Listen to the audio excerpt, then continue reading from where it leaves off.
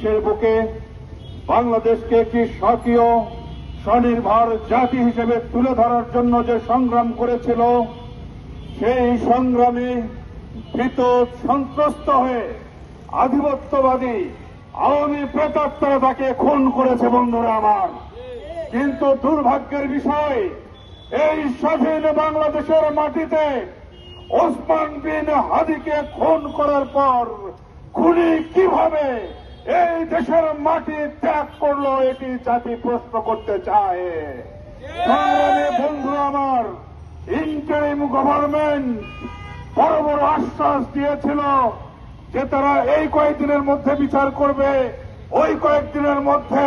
তারা ওই খুনিদেরকে ধরে নিয়ে আসবে। কিন্তু দুর্ভাগ্যজনক হলেও সত্য, আজ পর্যন্ত হাদি হত্যার উল্লেখযোগ্য কোন অগ্রগতি হয়নি। বন্ধুরা আমার,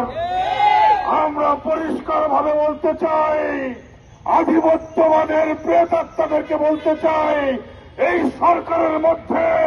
ভারতীয় দালাল এবং আধিপত্যবাদের প্রেতাত্মা যারা রয়েছে,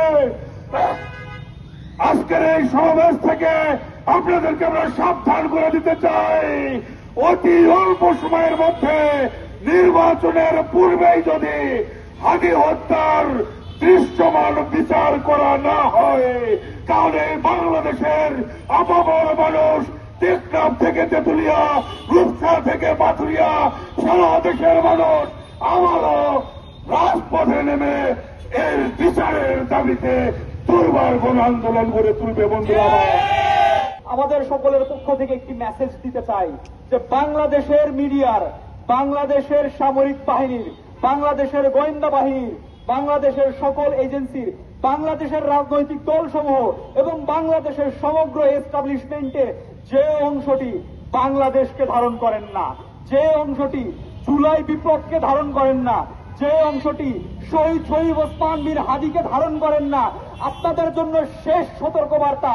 যদি আপনারা চেষ্টা করেন কোনোভাবে শহীদ ওসমান বিন হাদি ভাইয়ের হত্যাকাণ্ডের বিচারের ইস্যুকে মিডিয়া থেকে গায়েব করে দেওয়ার জন্য, বাংলাদেশের মেইন স্ট্রিম থেকে গায়েব করে দেওয়ার জন্য, বাংলাদেশের সংস্কৃতি থেকে গায়েব করে দেওয়ার জন্য, বাংলাদেশের এই মাটিতে শহীদ ওসমান বিন হাদি ভাইয়ের কবরের সামনে দাঁড়িয়ে বলে যাচ্ছি,